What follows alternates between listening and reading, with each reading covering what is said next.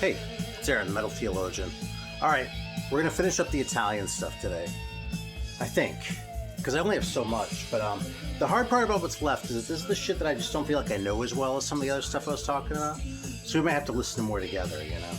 So, anyway, this right now is Crying Steel. This, in my head, this is the record that they had when I found that Danger Zone test pressing at the record shop in LA. I still can't believe that was just sitting there like that. But this one, like, the cover's a little bit fucked up and shit. So I remember it was priced lower. I don't remember how, maybe it was $4. The Danger Zone was 10 or something. But this was a little bit fucked up, but I'd never seen it before. I was like, well, I'm not gonna pass for that shit. And like, I really like this record. Like, I think this is solid shit in its own right, you know? So, but yeah, I remembered that I really liked it, but I couldn't really remember what it sounded like so much, you know? So, anyway, let me read a couple of those here. There's definitely more like metal and less like prog than I remember it being, you know? And speaking of prog, this is a pretty easy one to talk about. Actually, this one, it took me a long time to get my head around this record. This is Adramelch, Ire Melanox. And this is kind of, among like collectors of this kind of shit, even people who aren't like super deep in the Italian stuff will go, yeah, that Adramelch record is really good. So it's, this one really has sort of a lot of prog stuff going on. Originals are expensive, by the way. This is a reissue. I'm usually showing originals here, but this one's not. That's the numbering, so you can see in Jolly Roger Records. We did these a few years ago. They did a really nice job too.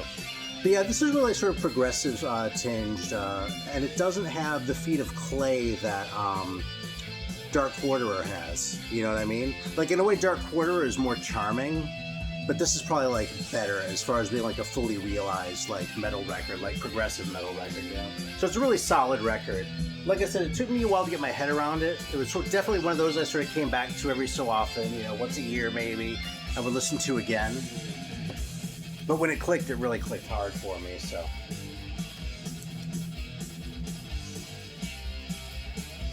Yeah, here's what we can fire up for a minute, I guess. This is a Hot Zone by Revenge. I mean, that cover really kind of sells it, you know? Look how those fucking guys are dressed. Awesome, man. Yeah, on Minotauro. So anyway, let me fire this one up for a minute. We can check it out. This one's just like a really solid metal record, as I recall. Like, the songs are good. The playing is good. You know, it has that, you know, Italian charm about it, right? But that's only a good thing, right? And you're definitely not listening to this one going, what the fuck is this even? You know, like with that Witch Hunters record I showed a few days ago.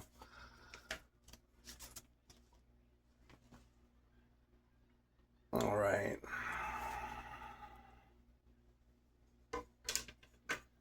Just fire this bad boy up. Shit, I just got a head rush.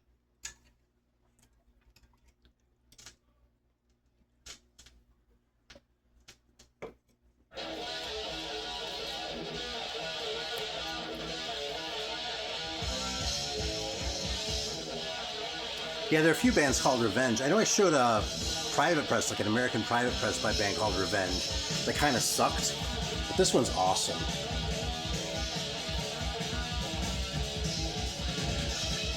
Even if the words were kind of failing me for it, I just didn't know what to say about it, you know? But it's great, isn't it?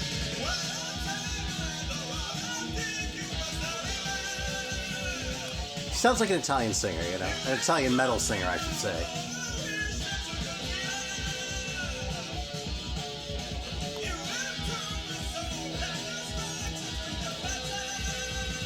Alright, here's another one. I've talked about this one kind of a lot lately, but I really love this one. And I haven't had it for all that long. This is Old Iron. At least I assume that's how you're supposed to pronounce it. There's the name. You see Old Iron? It's Iron with a Y.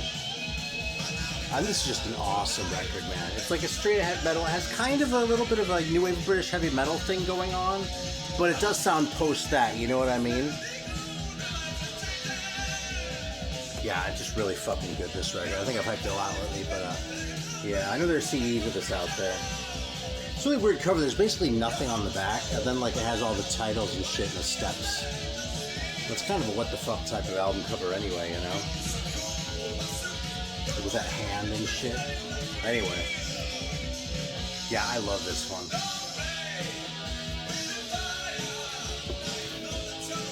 It's a great chorus, isn't it? Don't play with fire. That's right. So good. Alright, yes, I'm going to do short shrift here. Based on the comments, I feel like a lot of you guys know a lot more about Paul Chain than I do. I just have a couple. And it's all good shit, you know what I mean? I really like these Paul Chain records. But I'm not as knowledgeable as some of you all, so I'm just tipping my hat to Paul Chain officially, okay? But other than that, I'll just sort of let the topic be, you know?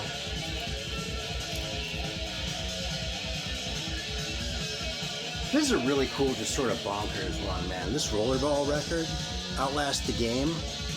When I got this, I didn't know anything about him or anything like that, but Dan over at the Coliseum did a little bit of research, apparently. And apparently they made another album after this, and that one was like a new wave record. And like, on the one hand, that makes it sound like this is going to be terrible, but in a way that's exactly what this sounds like, and it's perfect. This is definitely a metal record, just like to put that concern to rest, but just eccentric. It has these sorts of like weird things going on. Like even the titles are kind of inscrutable. You know, like the prelude, and then Do You Know Alan? I mean, what the hell is that, you know? And then Escape, you're like, well, maybe that'll be a better song. But the whole thing is good, man. It's just kind of weird and it does its own thing. But this is really, if you want to hear one record that I would say, which will give you an idea of why some of us out here are so fascinated with Italian metal, this might actually be the one to do. Which means I should probably just put it on for a fucking minute. Sitting here talking about it. Yeah, I've listened to this one a lot, and it's still kind of, I mean, it's just a weird record, you know? I'll have to come up with something to say about some of these other ones while we're listening to Rollerball.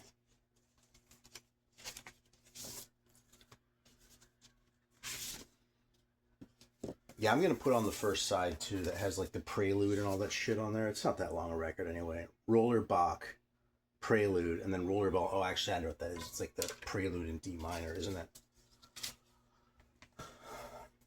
I forgot about that. That's kind of lame. But I'm pretty sure that's what that is. And then their signature song, Rollerball.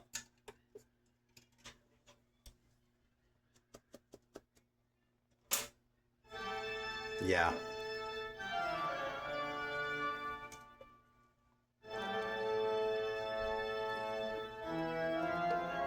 I wonder if there's anyone in the world who hasn't heard this song, this prelude, like plenty of times. I'm actually going to bump ahead a little bit. I mean, of course, it's great, you know? Alright, where do they go? So that little intro is like taking the bad with the good, but this is fantastic. You'll see.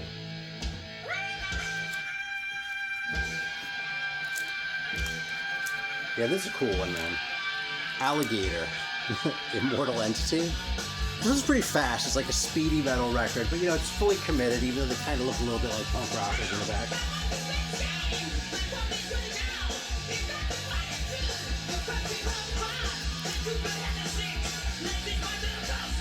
Yeah. I just got distracted by how great this fucking Rollerball record is. Yeah, it's funny. This one has like the collage that really kind of like, even more than the front cover, this kind of tells you what to expect from this record. And I mean, it's totally not like you're getting another Anthrax record or something like that. It definitely has its Italian charm, but that's what they were going for. That's kind of a funny label, so I dig that. Last Scream. I have a feeling there weren't many other records that came out on Last Scream. Probably none, would be my guess. But this is a cool record. It's not the greatest thing ever. It's not going to rip your face off. I think this record's a lot more essential, the Rollerball. That guy even has a little bit of a Steve Sylvester thing going on with his vocal style, doesn't he?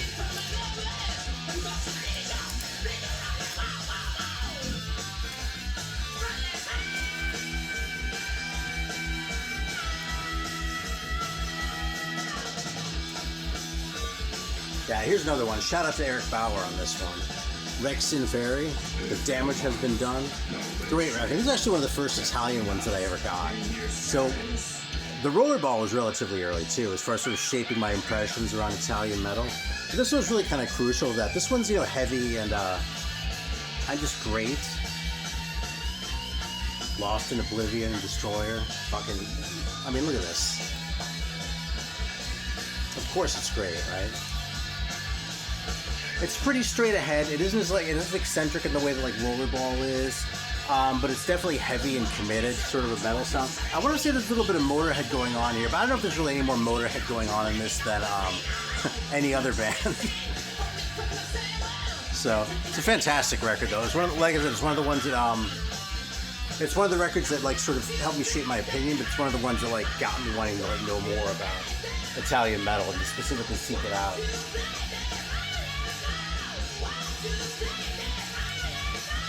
Shit, man, I haven't a whole ton here. Maybe I should play through more. So this is another cool one. Unreal Terror. Heavy and Dangerous. It's funny, this cover should suck. Like, if you described it, it would sound like it was going to suck. But it's kind of great, you know? It's not like a 10 out of 10 cover, but it's kind of has its charm, you know? It's kind of playing by its own rules, you know? Luciano Palmieri, Silvio Canzano. And the guitar player's name is Mario, which is awesome. Anyway. Solid metal record. I feel like I'm saying a lot of the same things about these records. Alright, I think this is giving you a little bit of an impression about a Rollerball, so I'm going to throw on Unreal Terror for a minute. I'm probably just going to like sample records for the whole rest of this, because I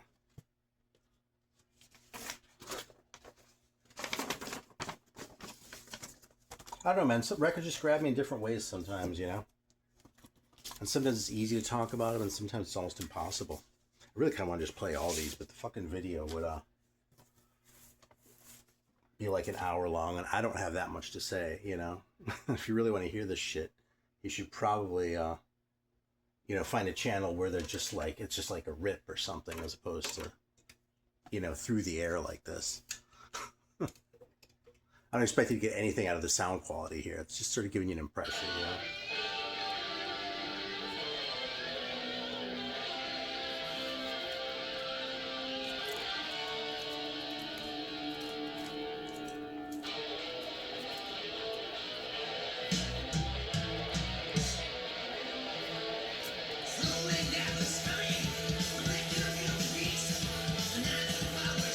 Great. Isn't this great? It's fucking Unreal Terror, man. Alright, here's another one. I haven't had this one very long either, and this one was hard to find. And it's not hard to find, like, in the sense of being expensive. It's hard to find, because, like, literally in the sense of, if you type Rain 10 years after into a search engine, you get a bunch of fucking 10 years after records. I got so fucking sick of looking at those things, and I was sort of, like, out there prowling for deals on the thing.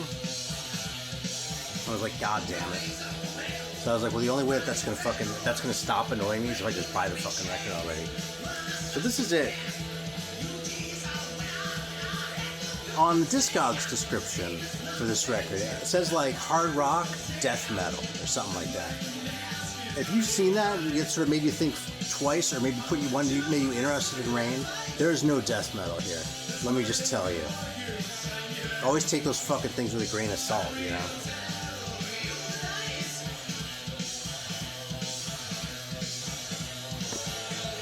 Also, this guy looks awesome. He's probably the producer or something. Guys in the band, they actually look like they're in the band, and not like they're the fucking whoever's dad that is, right? No, I don't know. Apparently, though, I got this record from someone in Italy because they had the cheapest price. Like, even with the shipping, it was cheaper than coming from some places. I'll just fire it up for a fucking minute. You know, Unreal Terror rules now.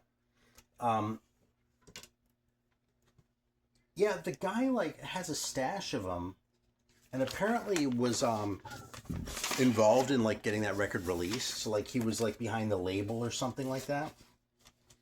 And like, yeah, he just sort of made like a comment or two about like how this is done. You know what I mean? I didn't want to like pester him with shit because, you know, I really don't know anything about this band. It's just you hear about these records, and I want to hear them when I come across them. These were all on colored vinyl, by the way, from a 1991 record. I said colored, I mean clear.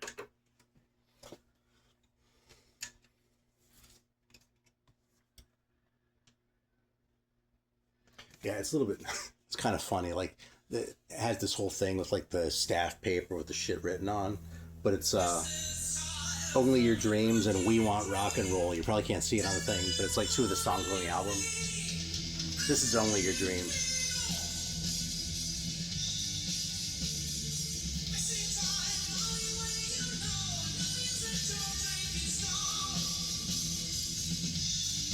It's really big, and it almost feels like it's going for a glam sound, given how bright it kind of is. But like the general sort of like muddiness of production, like it keeps that from becoming like, you know, glaring, like a thing that's like takes away in any way. Yeah, I think this record is cool. You know, this isn't like the heaviest band ever. There's sort of different styles on the record too. Actually, it doesn't all sound exactly like this. But it sort of goes, but it doesn't do any fucking death metal though. But it doesn't do anything really wrong either, you know. If I remember correctly, there's a ballad on this thing that I was kind of lukewarm on. I've listened to this like 2 or 3 times before right now. I was sort of waiting for it to show up so I could include it in the Italian video. Anyway, it's a cool record. It's just kind of an interesting record too. You know, I feel like this thing feels kind of underrated to me. You know. It kind of has its own vibe going on. And it's not like a straight ahead, like a record like Rexenfairy or Unreal Terror. Records like that are like really easy to like. These aren't quite in that spot, but sometimes these pay dividends over time that the ones that you like right away don't in the same way, you know? Sometimes I almost feel like it's too easy if I just like a record, just straight up, you know what I mean?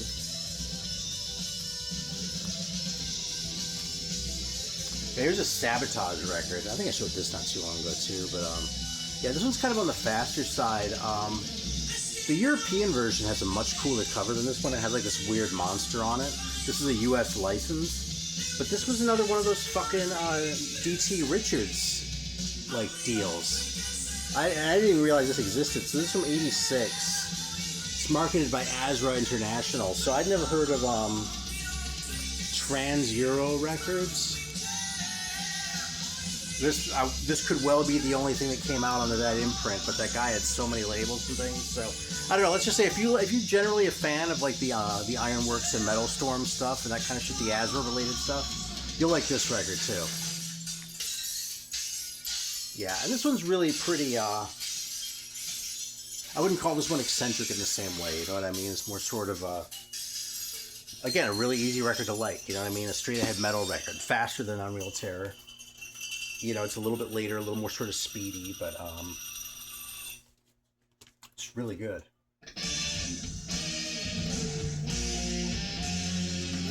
Alright, we're getting on to the last couple here. I'm kind of just going to want to play these. Let's just fucking power through them, man, with a little rising power. I cannot think about this band without getting the fucking AC/DC song in my head. I mean, this record is, I'm sure that's where they got it. I don't see a date right on here, but I'm going to put it on for a minute anyway. Fucking Rising Power. What a weird band name. That's kind of a terrible cover, with the guitar going towards the earth like that. But the painting is so, like, amateurish that's actually kind of awesome. It kind of comes back around the other side. That is cool.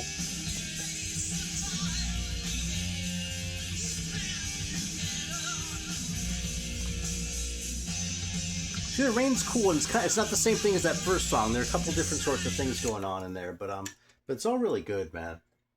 I feel like Rain was kind of a find. And I haven't heard people talk about him very much. Like I said, it's a pain in the ass to look for if you're not just like looking on Discogs. Like you put him in on eBay. Jesus. You know, you're going to be wasting a lot of your fucking day. Here it is. Alright, let's fire up a little bit of Rising Power. This is not an AC/DC clone band, by the way. If so, I would just say so instead of like putting it on. This isn't the heaviest thing on the planet, but it's definitely metal, and it doesn't really sound like AC/DC was their, you know, their principal influence or anything like that either. You know, they're not like a Rose Tattoo or something like that. And Rose Tattoo is awesome, by the way, just so we're clear on that. But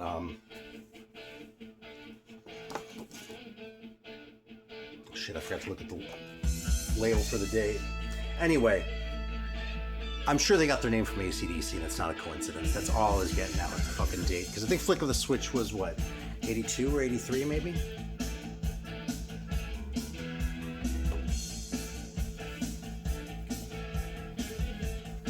See, it's not the heaviest thing ever, like I said. But it doesn't sound like AC/DC. Or like they're trying to sound like AC/DC. They have their own identity. And I appreciate that, you know? I mean, obviously, that's why I have this fucking channel. If everyone was just like... If all records sounded the same, they wouldn't be as fun, is what I'm trying to say.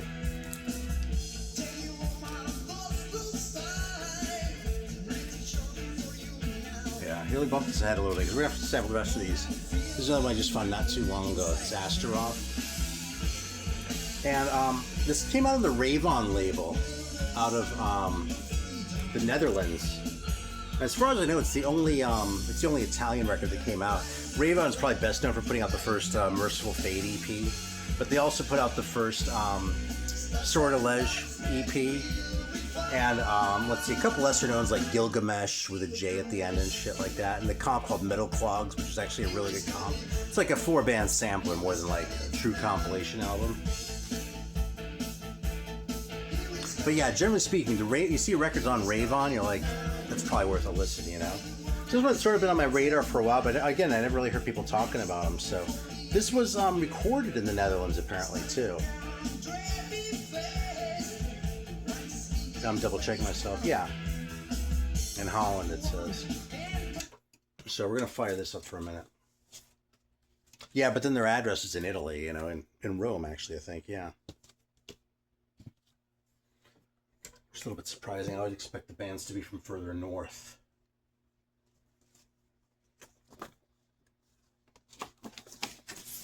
All right, here comes Asteroth. I've got one more we're going to need to listen to after this, so maybe this is a more leisurely episode than the other ones where I just had a lot to say about every record that I was showing. I don't know if I really had a lot to say about every record, but like I said, these are the ones that I've kind of felt least prepared to talk about. Anyway, if there's no other takeaway here, Ravon Records is generally like shit you want to check out.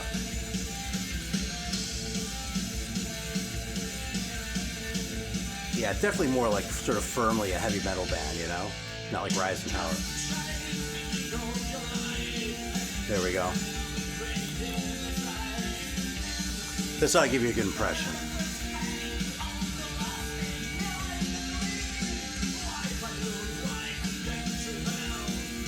This is really pretty professional, too, compared to most of these bands, too. I mean, Ravon, I don't know how big a label they were, but they're big enough that they had, like, multiple releases. You know, probably about a dozen or so, something like that on Ravon. So, yeah, a lot of these sound really amateurish. This one doesn't have that same vibe going on, but it's still really good, man. Alright, so the last one, we'll see if we're going out with a banger or a whimper, but this Crossbones record, which is funny because that's actually a gatefold. There's a picture of them in there. They could totally be a new wave band with that picture, right? Like all this space, and they put the lyrics in, and like, I don't really object to that in principle or anything, but people didn't get gatefolds very much in the 80s. You had to be a pretty big act. In the 70s, everyone got a gatefold on their fucking record. If you were releasing something on a label, there was going to be a gatefold. When I was first getting into Deep Purple, there were reissues kicking around of those records, of like the classic era Deep Purple records. And there were originals too. And like I always avoided the reissues because they had single covers. And I had never seen an original of Fireball, and I was talking about it with some friends one time. They're like, well, maybe Fireball didn't have a gatefold. And I was like, if In Rock and Machine Head and Who Do We Think We Are all had gatefolds, and the self-titled one, Deep Purple, the April one, if those all had gatefolds, I don't know why they would just leave out Fireball in the middle of that run, you know? So sure enough, there was a version with a gatefold, and I found it. Because I guess even back when I was fucking 12 or 13, I was already kind of committed to collecting records.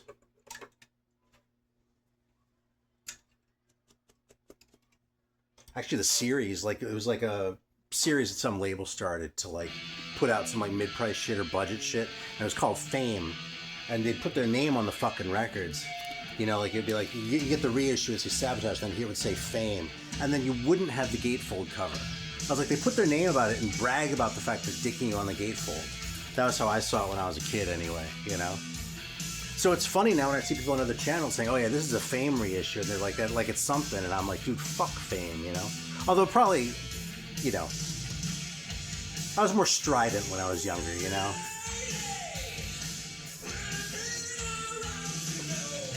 I still don't love that shit, just so we're clear. But I'm less likely to, I'm less inclined to get so offended by it, you know what I mean? Alright, so this is Crossbones.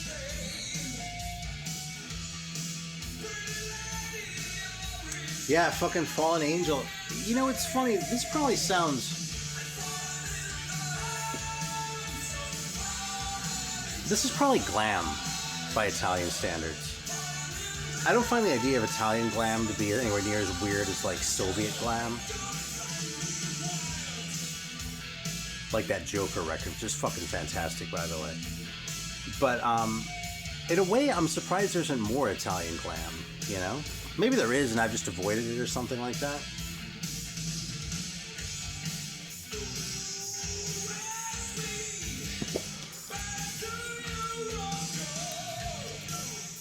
That's a good record, though, isn't it? All right.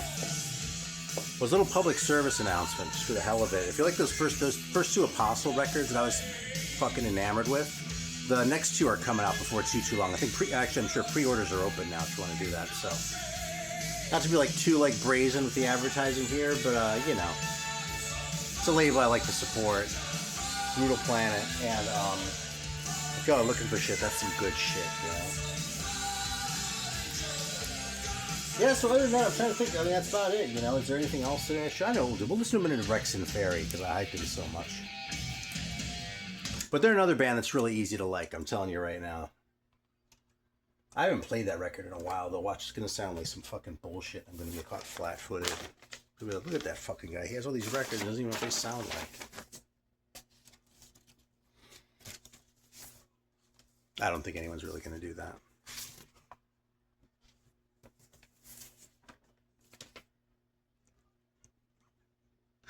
On the last the last time I was on Metallurgy, you know, it's hard to keep up with the chat and while you're live. At least I have a really hard time with it. So, like anytime you're watching those shows, they don't seem to be staying on top of it. Cut them some slack, because to do that at the same time as you're like talking and interacting with the person that you're on with, to read the chat at the same time is hard.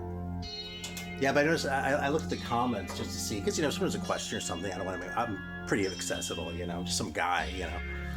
So I looked at the comments, and someone left a comment to the effect of, cool show, but your friend is a douche. No, he said a D-bag. Anyway, I just thought that was hilarious. Like, what a funny way to put it. You're cool, but your friend's a dick, you know, your friend's a D-bag. I don't really call people douches, it's just not really in my vocabulary. I think chode is more fun to say. Fucking Italian horror movie. This is like total like giallo music right here, isn't it?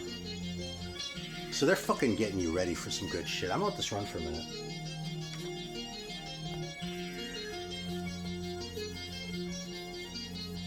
I mean, I have things to talk about. I just listened to Rudimentary Peni for the first time. I was curious because, like, I never paid any attention to him at the time, but like, Vinyl Richie's been hyping that band forever, and I'm pretty sure Eric Bauer's a fan too. There are like a few people with taste I respect who really dig Rudimentary Peni, so I can only hear the hype for so long. Sometimes into the punk shit, you know. I can only hear the hype for so long before I'm curious. I sent away for a couple records actually, and I was kind of blown away. This actually just came today. This one, and I tried to get the first one too, but they were out of that one. So I got this one and the single. But I only listened to this one so far. It's fucking great, man. Like, it's way cooler than I was expecting. Because, you know, I don't really listen to a lot of straight punk anymore. Like, the Ramones and that kind of shit kind of bores me. I don't, it's not that I don't like that shit. I like that shit just fine. But, it's just not the sort of thing I really reach for anymore, you know? Like, I used to have a lot of punk records. I let go of them. It's hard times, but, like, most of them I haven't really missed. And, like, the ones I have missed for the most part, like, the other day I was thinking, I kind of missed my copy of Crossing the Red Sea with the adverts. But I was thinking about it, I was like, you'd only miss that because it's cool. You know what I mean? You wouldn't actually, like, listen to it. So it's probably just as well that someone else have it. Who's enjoying it. Anyway, Rudimentary Peni is fucking fantastic. And so is Rexenfairy. It was like perfect. It's fast. It's just amateurish enough to like really sort of give it that extra little punch. And it's a little bit eccentric, you know, like with that intro and like the way the singer sounds and shit. It has that Italian touch. Classic fucking record. Alright, thanks for watching, especially if you sat through all three of these. There's probably more Italian shit over there that I just like didn't think of when I was trying to pull all this shit, but I was like looking at a couple lists and trying to be as thorough as I could, so yeah. Anyway, thanks for watching. And by the way, if you have any favorites, I know they're from like the 80s, like through about like 91 or something like that, because like the newer shit, it'll take me forever to get to, because if I open that Pandora's box, that'd just be bad news. Like, I collect the shit that I collect, like, there are certain rules that I go by. Anyway, if it's from the 80s, I totally want to hear about it, okay? A couple of you put me on some really cool records. And a couple of you, like I said, made me think about Paul Chain some more. Like, I have some homework to do, like some remedial shit for that, so. Anyway, I appreciate it. The engagement's what it's about. So thanks for watching. And I'm going to watch Metallurgy now. Take care.